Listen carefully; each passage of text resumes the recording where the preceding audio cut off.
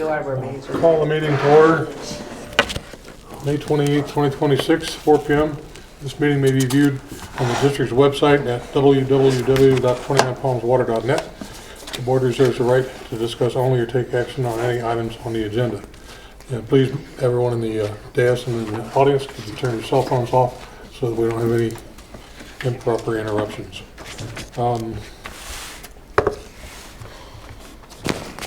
Roll call, Cindy? Director Arthur? Present. Director Bowden? Here. Director Coghill? Here. Director Leeser? Here. Director Lewis? Here. Okay, and Superintendent Minitry, would you lead us in the Pledge of Allegiance? Ready, begin. I pledge allegiance to the flag of the United States of America and to the republic for which it stands, one nation, under God, indivisible, with liberty and justice for all. Thank you, Mike. Okay, Cindy, are there any additions or deletions to the agenda? There are none. Public comment, please complete a request to be heard form prior to the start of the meeting. The public may address the board for 3 minutes on district-related matters. Government code prohibits the board from taking action on matters that are not on the agenda. However, the board may refer the matter for future consideration. Any public comments? No, none of those either. Okay. So item 1 is going to be a public hearing on the proposed adoption of an ordinance to update the district's groundwater management plan. I'm looking for a motion to put a public hearing. I'll make a motion. And second would be? Second. Okay. Roll call vote, please, Cindy. Not necessary, but okay. Director Arthur? Aye. Director Bowden? Aye. Director Coghill? Yes. Director Leeser? Aye. Director Lewis? Yes. Okay. Public hearing is now open. If anyone would like to speak to the ordinance to update the district's groundwater management plan, now's your time to do it.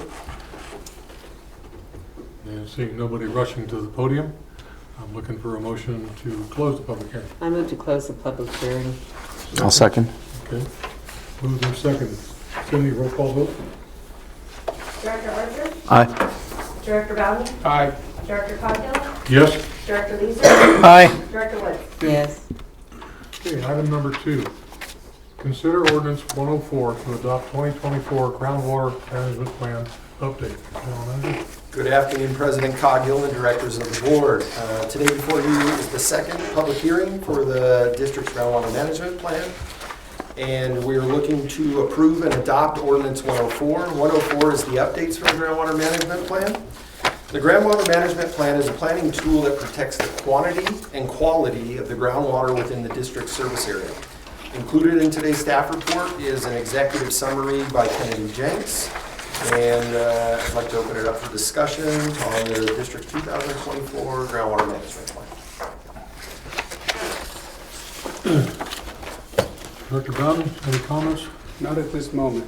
Okay, Director Woods? No. Director Arthur? No questions, no comments. Director Leeser? None.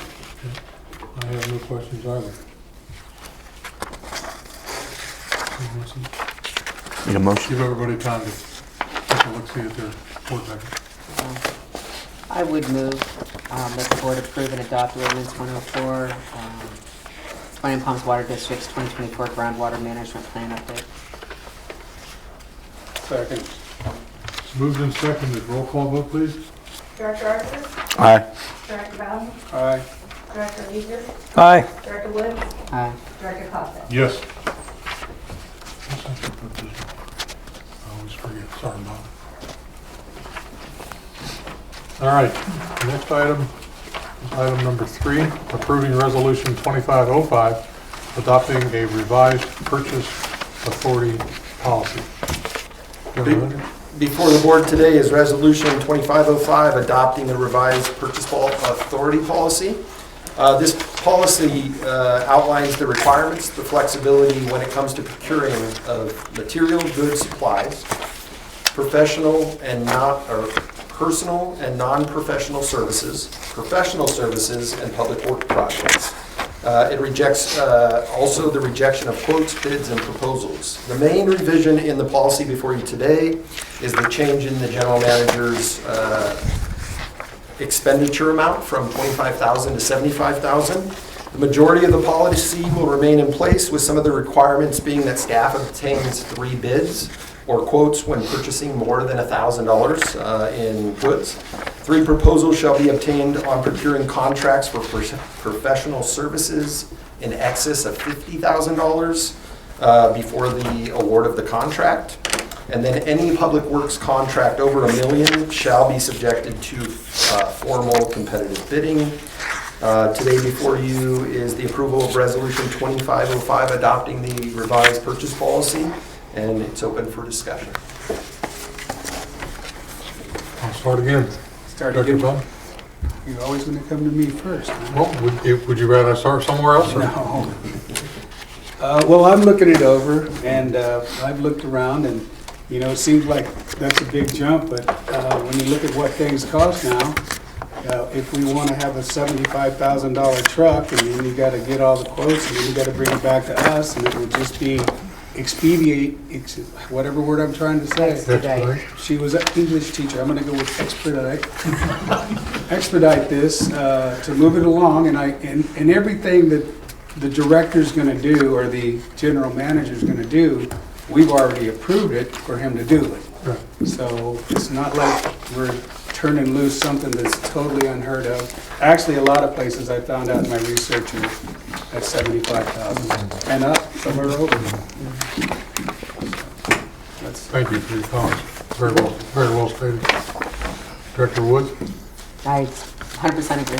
Director Arthur? The only comment, I guess I would say, not a question, I know we've talked about this before, is maybe in the future we should look at the $1,000 threshold for bids, maybe raising that, if you think that would be helpful. My only comment. We could certainly look at that. When we have director's comments and things at the end of the agenda, bring that up. Director Leeser? No, everybody's covered everything that was important, and I agree with Mike's ideal too. And I support that and agree with what Larry said. So, that being a consideration to approve, it's a roll call vote, correct? Motion. Oh, that's right, it involves money, so motion. Looking for a motion? I make a motion. Looking for a to second. approve. I'll second. Moved and seconded. Roll call vote, Cindy? Director Arthur? Yes. Director Bowden? Aye. Director Leeser? Aye. Director Wood? Aye. Director Coghill? Yes. Okay, item 4, consideration to approve resolution 2506 declaring certain water district property as surplus and authorize disposal of same. Calendar? Up for approval is declaring items for surplus, where the district is given, the board of directors is giving staff the authorization to dispose of certain property. District staff, after approval of this resolution, will put the items on govdeals.com. This site is a complete sustainable solution, specifically created and dedicated to the government agencies and their surplus deposition. Attached to the staff report is Exhibit A, which is listed of those items for consideration, open for discussion, but the staff is looking to approve Resolution 2506. Are these pallets in the warehouse? Because that's why one of them has a mice in it. Has a mice in it?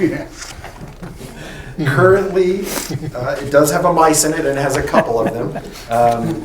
Currently, the pallets are outside waiting for them to get pictured and put on GovDeals. And these are all outdated and well-used computers, and someone will actually buy them? That's what I was thinking when I looked at this. Someone would actually purchase this? At times on GovDeals, we don't get purchases. So there are times that you don't get a required bid. And at that point, the district would look to dispose of the equipment the correct way. So usually you see trucks, trailers. We have one trailer on here. But the computer equipment and some of the copiers that are out there are definitely bigger items that the district needs to dispose of the correct way. I'm good. Director Woods? So, to summarize, you're going to go to obsolete this equipment, some may have a bid and some may just be obsoleted for disposal. Correct. Okay, thank you. No questions or comments on that? We pulled all the hard drives out of the computers and the copiers. Did you check the copiers as well? Copiers, good question. I They know have the hard drives in CPUs, them the hard now. drives are out of. We will definitely take a look at the copiers before they go out. Hard drives are taken out of all the CPUs. Good. So that's my own concern, was Good point. PII information.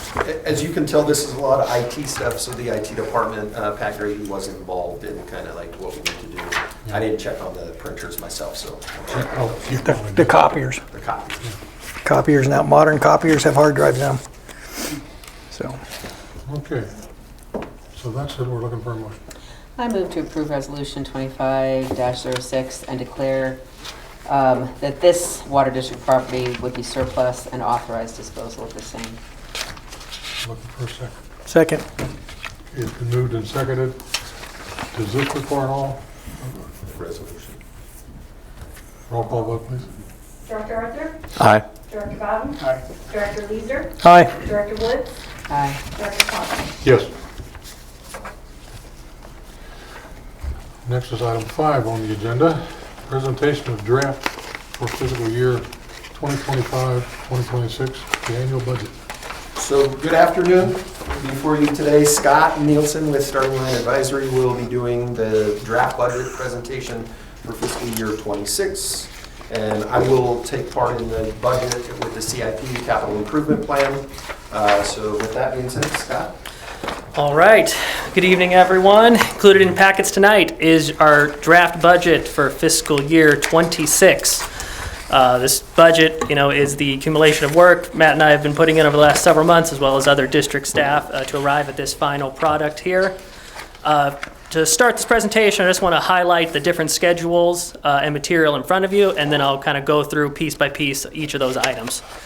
So included in packets is Schedule A, which is a budget summary, high-level overview of our budget for the fiscal year. Schedule B is the budget detail, the more in-depth, line-by-line detail of the budget document summarized in Schedule A. Schedule C is a personnel summary that pulls out certain line items from the detailed budget to give us a picture of overall salaries and benefits for the district. Schedule D is our CIP plan for the next year that when we get there, Matt will help me go over our major projects. And Schedule E is our special revenue fund, which shows our cell tower and related revenues coming in and the transfer out that we make back to the water fund that goes into our pension and OPEB trusts. And then lastly, there is also a narrative document included. This narrative document's goal is to help explain all the different line items in our budget, what assumptions we're using, explain any variances if they're changing from year to year or large changes from the projected ending to budget. And also includes kind of a cash forecast on the first page of that narrative document. So with that said, I will start on Schedule A, our proposed budget summary for the fiscal year. In this budget, some major assumptions that we are using. We have inflation set for all expenses. In general, at 3% is the inflation factor we are using, which kind of corresponds to most recent CPI data for San Bernardino Riverside. Electricity we have at 6%. Our power assumption, we normally go a little more aggressive than standard inflation. And then for insurance, we have that set at 5%. That covers both our property and liability and healthcare, dental premiums. So looking at budget summary, high level, line 3, total revenues to fund operations and capital, projecting just under $8.2 million there. Total expenses and debt service on line 7 at just over $6.5 million, leaving us with line 8, net revenues available to fund capital expenditures at $1.65 million. Then the next lines, 9 through 12, lay out our capital program, which again is detailed on Schedule D, and we will get there and talk about it all tonight. Total capital plan for this in this proposed budget is a large number. We're looking at $3.9 million. This is made up of a lot of projects. We'll talk about that in detail when we get to capital schedule. What I want to highlight is line 14. Our decrease in fund balance, or our net use of reserves for the year, is budgeted at use of reserves at $2.3 million. I want to address this up front before we get further in the budget because I think that can be an alarming figure to look at or it could be a cause for concern. I want to highlight this is a planned use of reserves that was in our last rate study, our last 5-year period. We had large capital projects budgeted that has taken a while for us to get down the pipeline and get to spending and producing these projects. That I know Matt will speak to this more when we get to capital schedule regarding those projects and the timing, but our reserves are more than sufficient to cover this. You'll see on lines 15, 16 there, projected cash and reserves at July 1st at just over $10 million, and then our projected ending about $7.7 million, which is still well above reserve targets for the district. And as a part, when we do this budget, we also always look forward. We do a 10-year cash projection, similar to what they do in the rate study. And the district is certainly on a very sustainable path moving forward with minimal, potential future rate increases compared to the most recent 5-year rate study period. So that's just a big high-level overview of the budget. I'll turn now to Schedule B, and we'll talk a little more about the details of these various line items. So on Schedule B, our budget detail, starting in our operating revenues. Largest source of revenue for the district are our rate revenues, our volumetric and fixed charges, our readiness to serve charges on lines 2 and 3. In budgeting these line items for the next fiscal year, 2 major factors.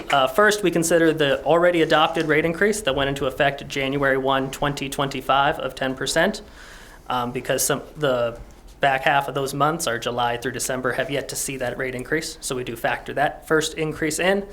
And then in this proposed budget, we also consider a estimated rate increase. We are about to start our next rates study cycle. So the estimated rate increase is set in line with inflation, and actually, sorry, I take that back, below inflation and around 2% in this proposed budget. So a very conservative rate increase estimation while we work on our next rate study cycle. Other operating revenue budgeted very similar in line to prior year budget. Oh, I'm sorry, one more note I should have made on Schedule B before I get too far down here. Schedule A is our adopted budget for the prior year. Schedule B is our projected year end based on our current trends, where we project we will end the year on these revenues and expenses. Column C is our proposed budget for fiscal 26. Columns D and E are what I want to make a point on. Columns D and E, where we're looking at the dollar and percent differences, these are comparing our projected ending results to our proposed budget. That is not a budget to budget variance. So I do want to point that out. So when we look at line 5, our bad debt expense, we can see a large percent increase from the projected ending results. But that is, again, not a budget to budget. That is projected ending to proposed budget. In the case of our bad debt expense, I do want to highlight that. The reason you see a large increase there is our actual projected bad debt for the year is much lower than we anticipated, not only in the prior year budget, but also than what we were proposing for fiscal 26. We estimate bad debt using a 5-year average of actual uncollectible accounts. Currently, it stands in this budget at 0.45%, so a very low amount. I'd say anything sub 1% is excellent, just as an industry perspective. So the district is doing a very good job of collecting on those accounts. As we get to our non-operating revenues, majority of these line items, we budget very conservatively due to their unpredictable nature. Capital impact fees, those fees charged for new developments, we're budgeting in line with the prior year at $75,000. Our water availability assessment, that's our standby, that's on the property tax roll, that stays flat from year to year. Interest revenues, we are budgeting at a decrease. That kind of goes in hand with what we talked about in the budget summary, our planned use of reserves this year. If we're using those reserves, we'll have less on hand to earn interest revenue, so we're keeping that in mind, as well as kind of the unpredictable interest rate environment we're in right now. Penalties are budgeted in line with current operating activity. Our reimbursed expenses, you'll see again a large decrease from our projected result there. A variety of things go into that. Line items, insurance reimbursements are primarily what's causing our projected ending result to appear so high this year. The only kind of hard thing that we do budget year to year is reimbursements from the city for well monitoring. And then miscellaneous non-operating revenue in line with the prior year, sticking at $10,000. I do want to try to make a point and make sure I stop for questions so we don't get 5 schedules down. So any questions on budget summary or the revenues as discussed thus far? Okay. Moving on to district operating expenses. Just like on our monthly financial reports, here we look through all our different operating departments, labor and benefits, and direct expenses for those departments. When it comes to our labor and benefit lines, I know I make this comment, I feel like every month now on our regular financial reports, we have to look at overall salaries and benefits, not necessarily how those lines are changing between departments. The variance between labor and benefits between departments reflects how the field employees are spending their time.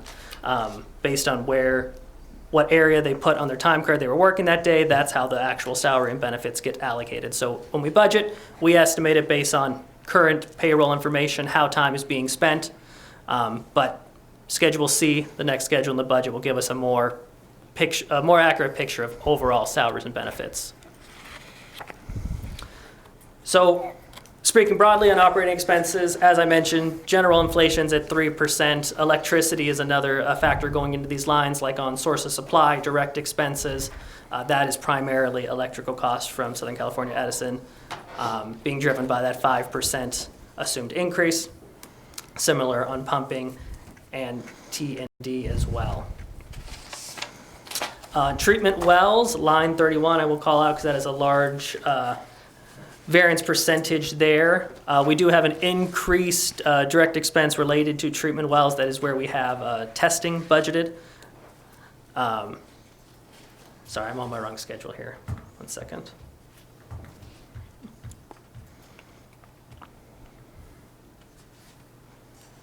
There we go.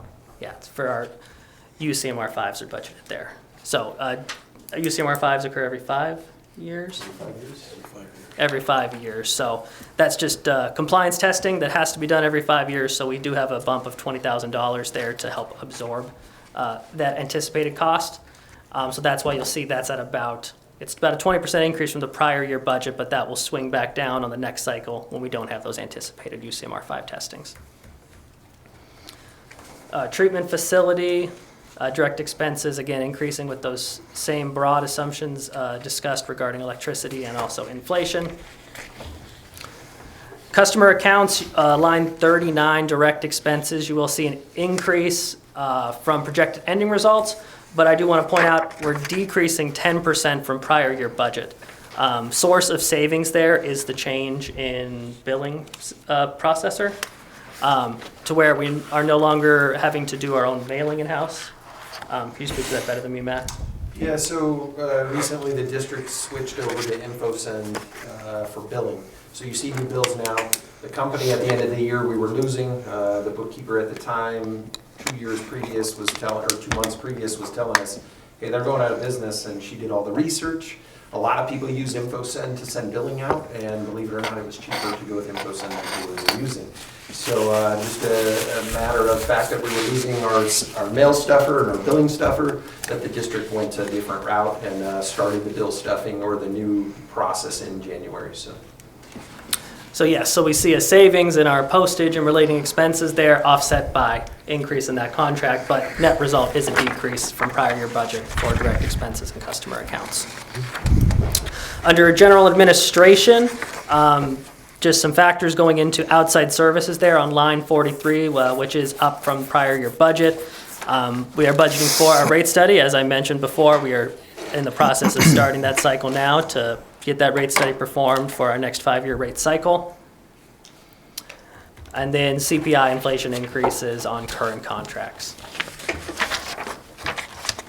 Moving on to payouts, retiree medical. For line 47, vacation sick payouts, this is another one of the largest percent variances I'd say you'll see on this budget. Vacation sick payouts, these are cash outs of sick and vacation time for district employees. The reason for the large percentage there in column E is based on the actual projected use this year. We budget this based on the maximum allowable amount employees would be eligible to cash out based on their current sick and vacation leave amounts. If they do not elect to take those cash outs, then that money does not get spent. So that's sort of what we're seeing here in the current fiscal year, where everyone is not electing to take those cash outs, but when we budget it, we still assume the maximum possible expense for the district. Retiree medical is increasing in line with retirements in the past fiscal year. Lines 50 through 53 on the board of directors expenses, those are budgeted in line with prior year results. The variances you see there are from projected ending. So we did not see a ton of travel in the prior fiscal year, but we're maintaining prior year level of budget for direct expenses and director fees. To our non-operating expenses, starting at line 55, we have our debt service on the loan, the AMI loan. And then line 60, our CalPERS UAL, I will call out, this is the required payment to CalPERS towards our unfunded accrued liability, in addition to our normal CalPERS payments that we make in hand with payroll. This number comes directly from PERS based on they do a 10-year amortization of our liability and determine what amount we have to pay them to cover our liability by the end of the period. This number changes every year from PERS. They give us a new figure based on investment results, things like that. I do want to point out the district PERS gives you the option to pay this in full in July or pay it monthly. And you get about a 2.5% discount for paying early. So the district does in the practice of always paying in July to get that discount. Lines 61 and 62 show the planned pension OPEB trust contribution as well as the transfer in from the special revenue fund. These two lines are the same lines that you would see on Schedule E with our cell tower revenue, our agreements with AT&T and other cell tower providers. Those monthly contract payments long ago was established. We take those payments in, and then we take that revenue and use it to fund our future OPEB and pension liabilities. And with that, I'll ask if there's any questions on our operating budget there in the detail. And then I will move on to Schedule C. Schedule C is the overview of salaries and benefits for the district, not broken between departments, so we can get an actual clear picture of are we trending in line, over budget, or what is our plan for next year. So major assumptions on this personnel schedule. It does assume a 2.9% COLA. That's in line with CPI-U, Riverside, San Bernardino for January to January. 3.1% average merit increases. It also assumes utilizing 4 retiree annuitants. That would be 1 in the customer accounts department, 2 under G&A, and 1 in operations. So with all those factors, including 2.9% COLA, estimated merit increases, from projected ending results, we're only looking at a 3% increase from the prior year budget. The reason we're not seeing a larger increase has to do with staff retirements. That kind of has a big impact on this personnel schedule. Similarly, you can see on line 6 our CalPERS pension payments. This is actually going down from our projected ending results, and that is also a factor of employee retirements. As our older employees who are on classic PERS retire, we backfill in with PEPRA employees, which is the lower cost pension plan established by the state. So that's only a savings that we'll continue to see in the future.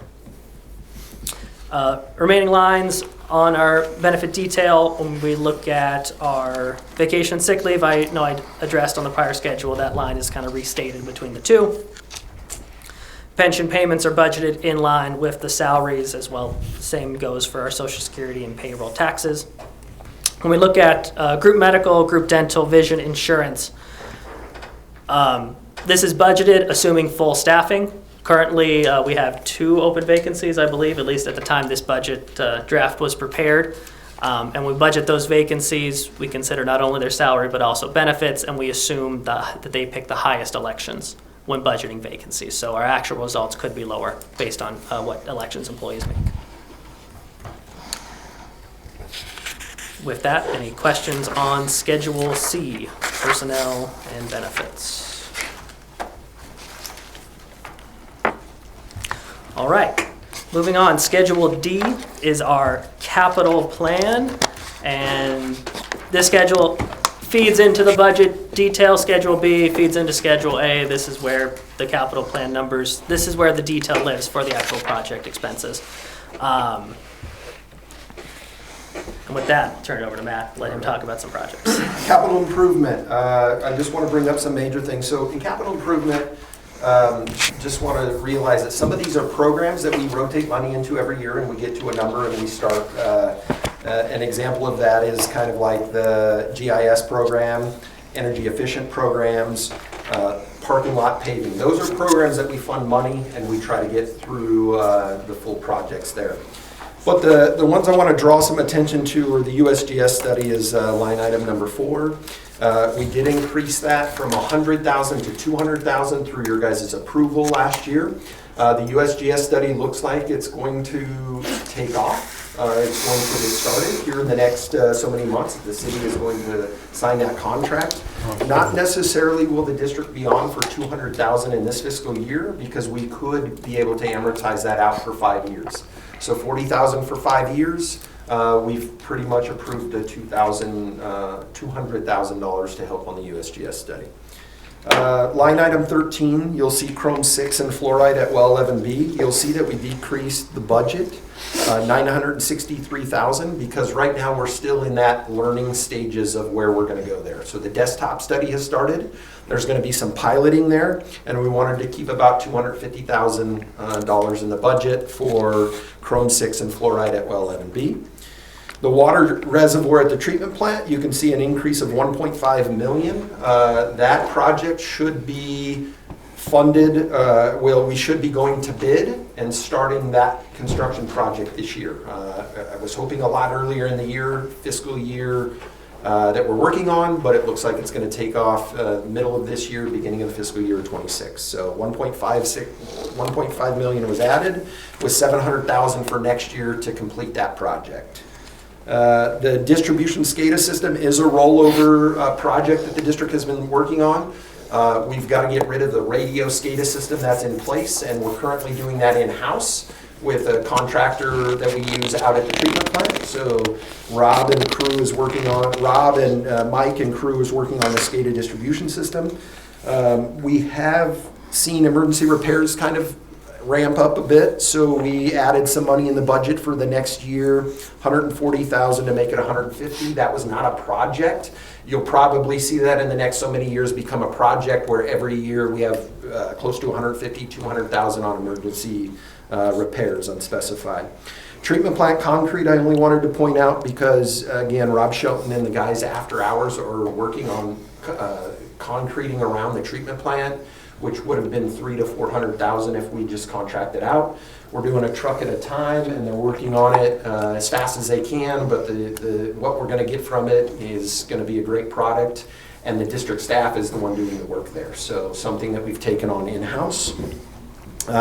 Clay valve and valve replacement is becoming important. So although the district doesn't see a lot of leaks, we are in our valve turning program seeing valves that need to be replaced. Sometimes cutting in valves on top of the pipe, so that's called an insertion valve. So we did increase the budget there to put in more clay and also get to the clay valves and do some repairs there. So valve replacement is going to be big in the next so many years to make sure all the valves in the district are operating.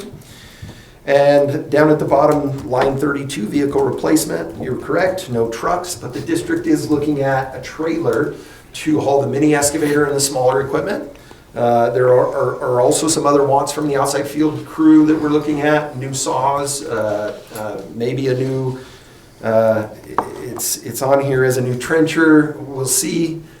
We've got, every once in a while, the mini excavator can't get in the spots that we need, and hand shoveling, it would be nice to have that trencher. So with that being said, our capital improvement plan, a lot of these items could roll over, but if we get to some of the big projects, we'll see a big expense in capital improvement this next year, fiscal year 26. And if you guys have any questions, I'd be glad to answer. On repairs, rehabilitation, and maintenance, are the AMI, AMR, that system and all that speaks to that, is that still under warranty? It is. So right now, meters and radios have been being replaced one for one. The system is actually very bulletproof. So let's just say the system's reading 8,300 services right now. At any day, there could be 40 that are in the red. Red are saying, hey, there's something wrong and we're not connecting to the airways. But let's just say a meter does stop reading and we find that through billing and our billing cycle for work orders. The guys are able to go out and instead of replacing meters, they're giving us the readers on top. So we're not having to replace the full unit. And right now it's a meter for meter or a unit for unit exchange. The company has been amazing to work with because we are still getting product. So right now we haven't put in extra meters, radios, or transmitters, and we're reading. So the district reads right now out of all those 83 service connections, almost every meter in the district reads 3 to 4 sites. Some of them read all 13 sites when we're transmitting data. So the data at the houses that we're getting real-time data for, we get 24 reads a day from those houses. We can give real-time information. So that's kind of exciting, and we are getting, you know, item for item still through that program, through Itron. Thank you. Cool.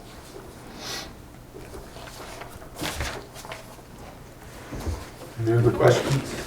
Scott, what percentage of our budget would you say is committed to infrastructure improvement? To infrastructure improvement, if we're considering, we say infrastructure improvement more beyond just pipeline replacement as well as like our reservoirs and well, or are we thinking more just transmission pipeline? No. These things that you've talked about, which I consider to be infrastructure improvement, because it's going to improve the service that's delivered when Matt talks about the different things we're doing. What percentage of the budget do you think? Absolutely. Then I would say it's about, of the capital plan, it's the total capital improvement plan on line 15 and totals repair and maintenance. So ballpark, that's $3 million. And if our total budget is 6.5, that's around 45%. Quick. And again, you got to remember, the district believed in infrastructure years ago. Hence the reason, not a ton of mainline leaks. But because we are up on our maintenance as far as valve maintenance and making that a 2-year program, this district is at every valve in the district every 2 years, 3,000, 4,000 valves.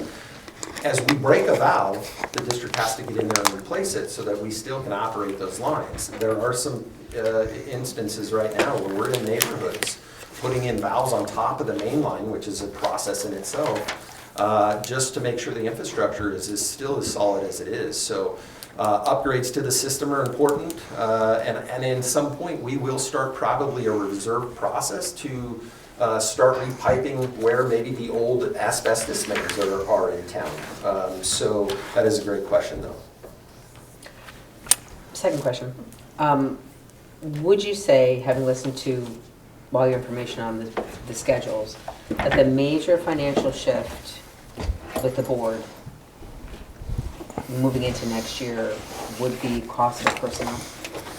Because I'm looking at the financial shifts for the cost of it, the increase, the pay, your COLA, your insurance, your PEPRA versus the PERS.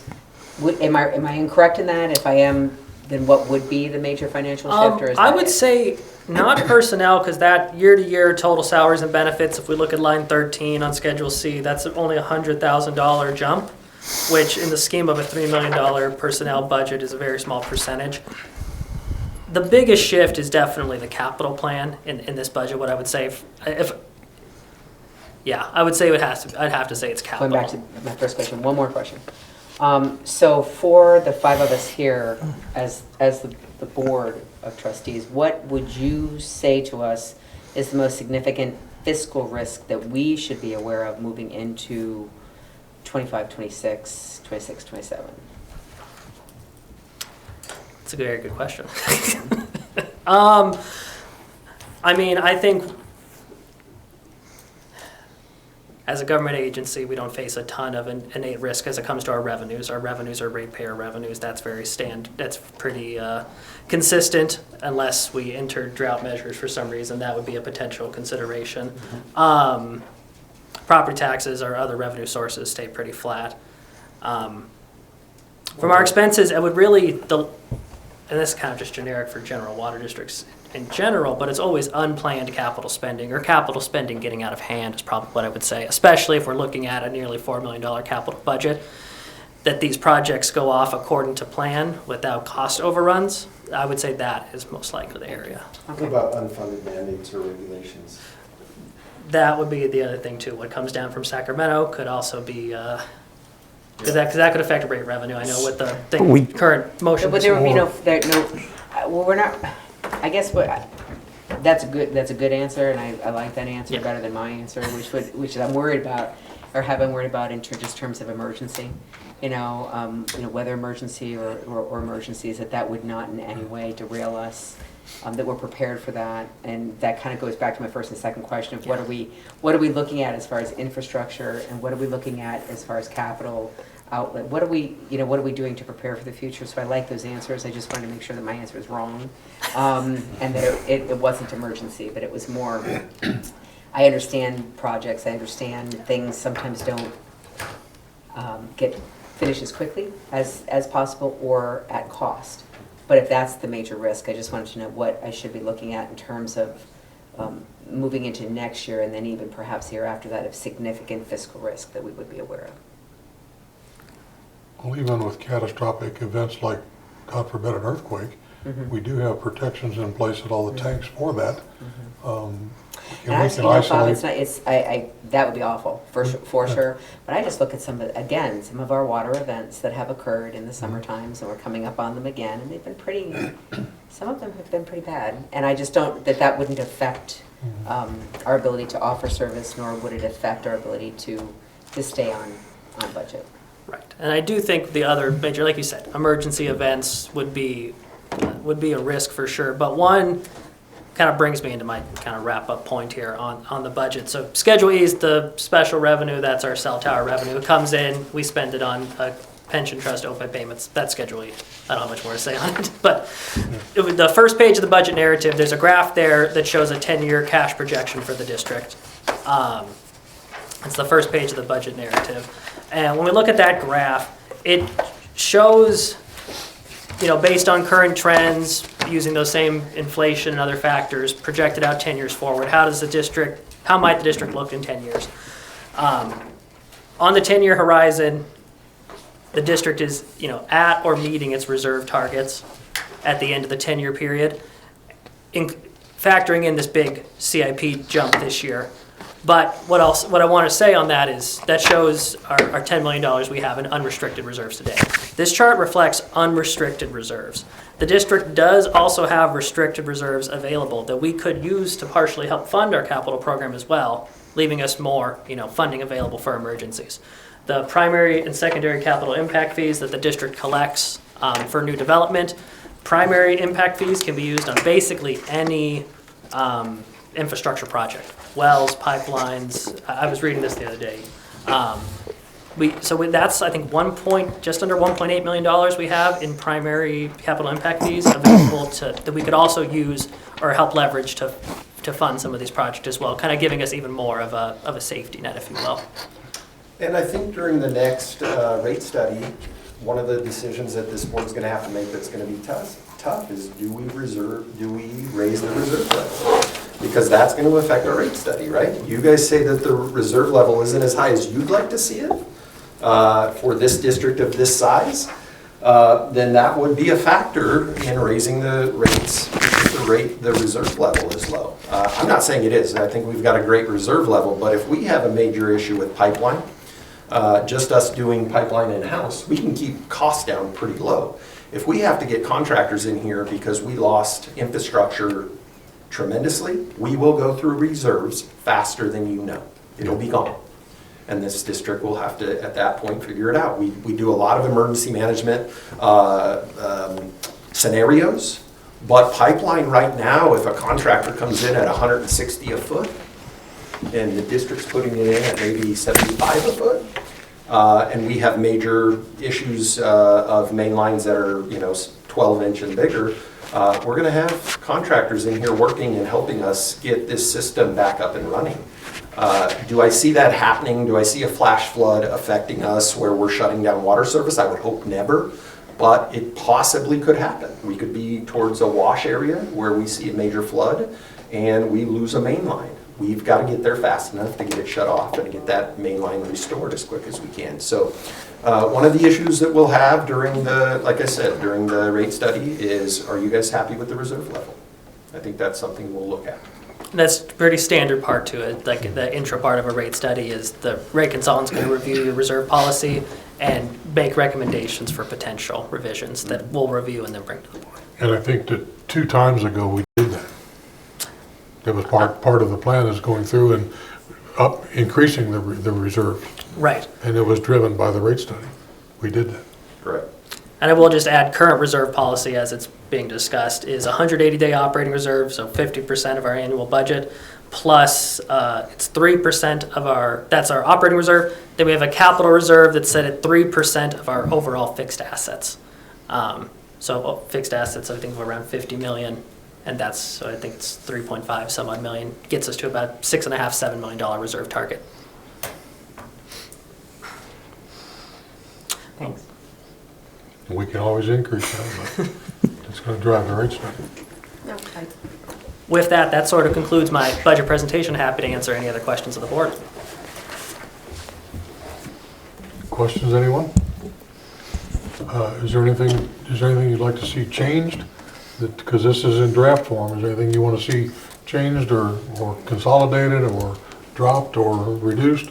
I mean, now's the time to get together with. You always like to see more money, Well, less expenses, but it's a shot in the dark is all you're doing anyway.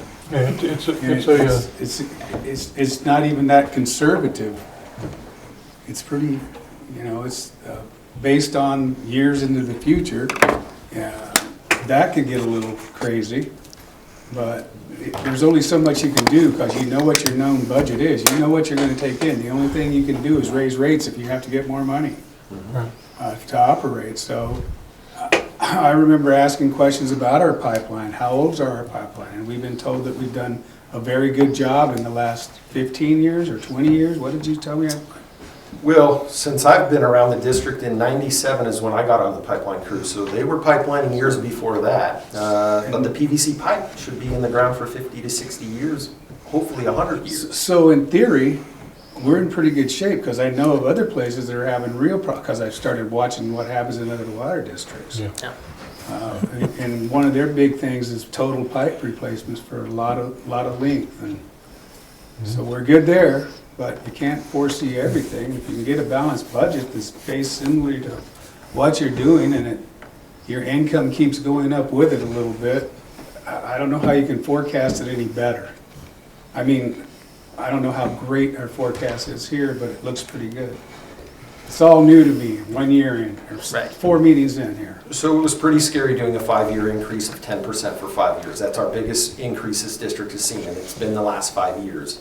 Are we excited about seeing lower rate increases? I would say we are, right? We're there, we've built the reserve, but it's also the mindset of this board now. Like, where are we at now? Infrastructure, to me, is not our number one priority, but at some point, it will be a priority where we have older asbestos mains that we feel are soft. The pipeline guys went out, and we don't even have a pipeline team anymore, and fixed 2,000 feet of pipe, 1,500 feet of pipe in a 2-day period. Just, we've got to get that pinion situation with the bad pipe in the ground fixed. So just some of the things we do internally to save money, this district is really good at understanding, we got to do as best we can for this community. And I believe we also took care of that big issue on the highway by the motel. Under 29 Palms Highway, west of Stater Brothers by the motel. Yeah, we did. There was a crossing 4-inch steel that was years ago. The Caltrans would never allow us to do a crossing like that ever again. We'd have to do a jack case bore, put the pipe 7 to 10 foot deep, put a casing in to put your pipe in between. We found a 4-inch right on the highway that we had to eliminate, and then bring in another source so that we looped the neighborhood back in. So that was a project that kind of come up as the 4-inch comes across the steel, across the highway. The 4-inch steel came across the highway. We've got a couple more spots that are steel coming across the highway. So But that one presented a problem. That one was a problem. Three times, and we now have corrected it and correct. move on. Yeah. Well, I think reserves are for infrastructure. That's how my mind feels. It's for something unforeseen, and it could be even worse, but you can't foresee that. And, you know, they say 20 to 25% is good, and it looks like we're at 30% if I can do math right. So, it's, Randy, you have a question? Do we have any more concerns with the Chrome 6 and the PFAS issues popping back up on the scope? PFAS, we haven't taken a hit. The guys can attest to that. Chrome 6s, we're doing that desktop study at Well 11B right now. Yeah. Had engineers here, and Chrome 6 is definitely something that the district will look at, whether we mitigate the issue at Well 11B or we look for different water that's going to be cheaper, whether we're pumping water in different zones or whether we can find treatment at a cheap cost that we're still, and that could be increasing production. You do a 400 GPM, 4 gallons per minute well, and you treat it, it may not be price-wise that good for the community. You do a 900 GPM well, it's more GPM going into the system where now cost may make sense where we can treat the water. So Chrome 6 is definitely an issue. There is litigation going on to see if the state did economic feasibility on the issue. And right now, it is at 10 parts per billion, and the district has 3 years to comply. The district's not willing to put the scare material out. So right now that well is... Well, my question is more along the line of, do we anticipate the state driving that requirement to become more restrictive and more costly to us? unknown. What I will say as it relates to the budget for that line item, because as Matt mentioned, we eliminated almost all the budget we had there, like $963,000 we removed from the budget. We did re-add that in our 10-year model out 4 or 5 years. So there is just under $1 million set aside for potentially addressing those issues. I'm just worried about the state doing something wonky. We'll see what happens. Well, and I think the concern right now... We've got a history. Yeah, the concern right now is them lowering levels that exist. So we've heard that arsenic is back on the watch list. Every year, an unfunded regulation that could come down the pike and could affect the community, we don't really know until it happens. Okay. I know they're looking at lithium in water, and they're looking at boron. So there's just different constituents in the water right now that the California Water Board is looking at, that unfunded mandated regulations could hurt this district at some point. Okay. Every district. Every district in yeah. California. All Not 58 just us. All 58 Yeah, that's the only question I had. I just saw the change in it on the plan and was concerned that the state would ambush us later. Any other comments or questions, ladies and gentlemen, we have? Okay. Scott, thank you very much. That was a good budget. So consensus is we'll bring it back at the next meeting to finalize the budget for next year, fiscal year 26. No changes, right, guys? Yes. Sounds good. Okay. Item number 6, discussion of LAFCO 3273, the annexation to the Stony Isle Palms Water District for accessory parcel number 0634-121-15. Madam Manager? Yeah, I just wanted to make it a quick discussion item on May 21st at the LAFCO, so Local Agency Formation Commission meeting. The board did approve the notice to exempt from CEQA, so there is going to be no environmental impacts on the annexation project. Approve LAFCO 3273, the conditions that hold harmless clause for potential litigation costs, continuation of fees, charges, assessment. Waive the protest proceedings with 100% of the landowner consenting to the annexation, and adopting resolution 3418 setting forth the commission's determination and conditions of approval of the concern for LAFCO's resolution or annexation 3273. I just wanted to bring that to your attention because the district is going to expand by 40 acres, and the gentleman's been on this for almost 8 months, and it's their process that we have to go by. Right now, there's a 30-day waiting period. The district did send off a check for the equalization and get kind of everything in order to annex that 40 acres. As soon as the annexation is complete, the gentleman will be putting in a service. Part of an annexation just isn't being added to the district and then not doing what needs to be done. So he's going to be adding a service and there's a single-family residence that he's intending to build out there. So I just wanted to give you guys an update and then let you know the annexation process is very slow.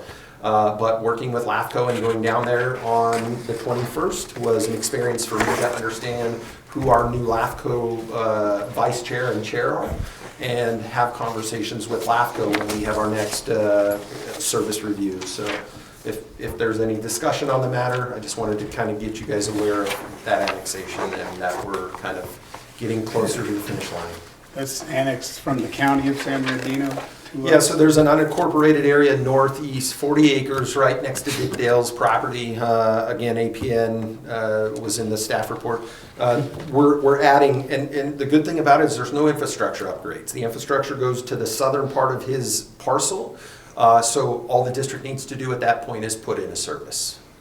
Could you go show us on the big board where it's at? Yeah, what's that? And he takes it to wherever he wants on the property. That's his responsibility from the meter.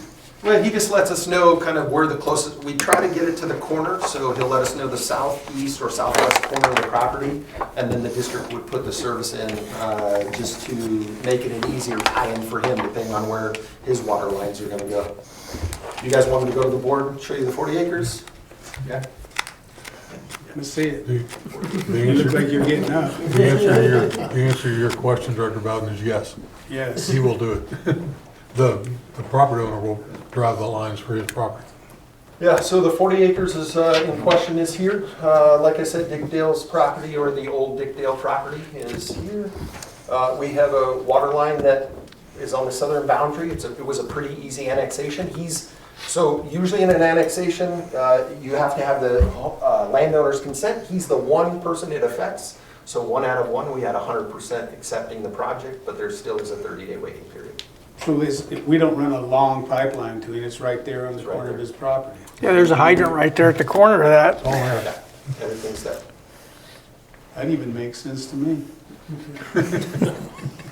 Well, that's a good thing. You just don't want to drive beyond that, because then there's some weird folks out there Yeah. that chase you down in the SUV and pull you over. Any other comments on the annexation process that's ongoing? All right, moving right along. Item number 7 is the consent calendar.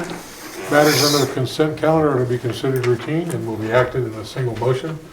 There will be no separate discussions on these items unless the board, staff, or the public request specific items be removed for separate discussion and action before the board votes on the motion to adopt. Looking for a motion to adopt the consent calendar. I'll make a motion. Who would second that? I'll second. Okay, all those in favor, say aye. Aye. Opposed? Okay, thank you for that. That removes item 8 because there are no removals. Item 9 are management reports. The first one up is maintenance. That will be superintendent's minutes review. Good evening, Board of Directors. The Operation and Maintenance Department performed the following tasks during the month of April 2025. Responded to 72 underground service alerts. We had 3 leak audits, painted 30 fire hydrants, 20 shutoffs. There were a total of 523 total work orders completed. The district exercised 177 valves. There were 1,163 past due bills, totaled $7,103 in penalty fees. And if the board has any questions, I'd be glad to answer any questions. Excuse me, any questions for superintendent minutes? When we replace a water meter, is it just not serviceable anymore? That's our responsibility, right? Absolutely, all the way up to the check valve in the box. Due to either a blown meter bottom or just a malfunction in the meter, we'll change it out.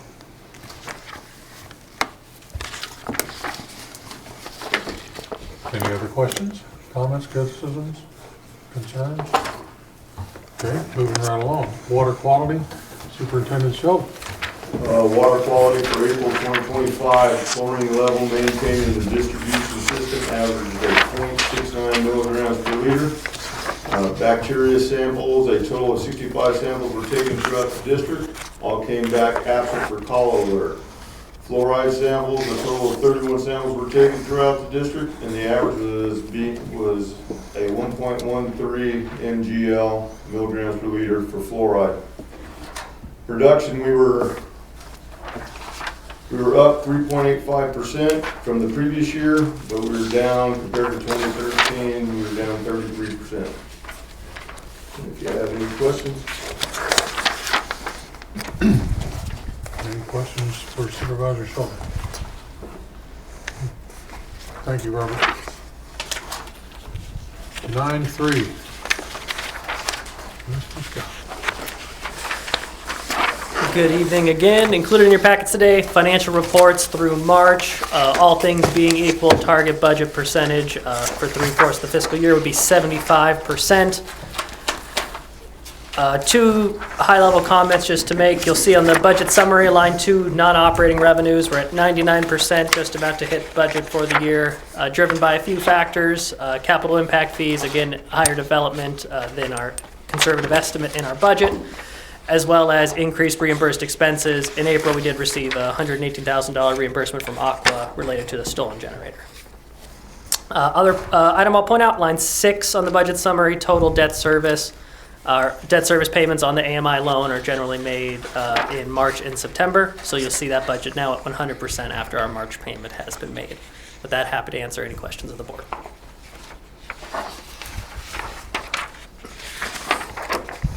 Any questions, ladies and gentlemen? None from me. Thank you, Scott. Thank you. And that is going to lead us to the general manager's report. Sir? And I will be super quick. Just wanted to let the board of directors know those 2 positions have been filled. So Jacob Hugh and Dylan Todd are our 2 new members, and one is in the audience today. So working to get staff fully here at the district, and you know, the LAFCO review has been interesting. To get through the completion of that and get that service in is kind of what we've been working on. And in the meantime, a lot of engineering and work with the desktop study. The redundant reservoir should be coming to bid, I would hope, in the next month at the treatment plant.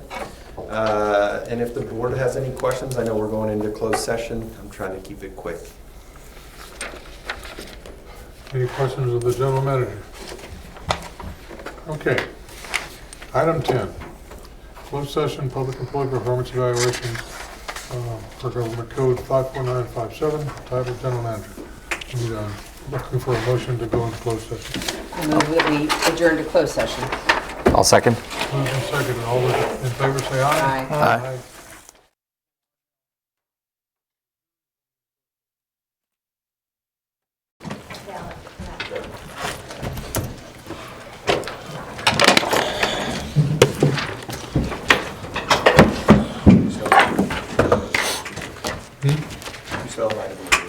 Yeah. Okay, so we start the meeting coming out of closed session. We have nothing to report. Item number 11, future agenda items and staff tasks, director comments and reports. Director Bud. Director Woods. None. Director Harper. Just would like to thank everyone from the district for the birthday card. I have nothing. There was one thing you had said earlier that you wanted to see in director's comments. I don't remember what that was. I don't either. It was at the start of the meeting, I remember that. Well, you're asking me. You wanted to I bring it don't up and recall said you now. needed to- It was from me. It was the $1,000. Do you want to change that to where you can bid, give yourself a little bit more leeway, like bump Employee that up a little purchases. bit before you need to take 3 bids? Purchasing contract. That's right, thank you. I thought it was yours. Well, we look alike. Where's your glasses? At home? Oh, that's better. I need to cut this sides off. Did you get all that, Cindy? Okay. Anyone else? I know we've gone through an extensive,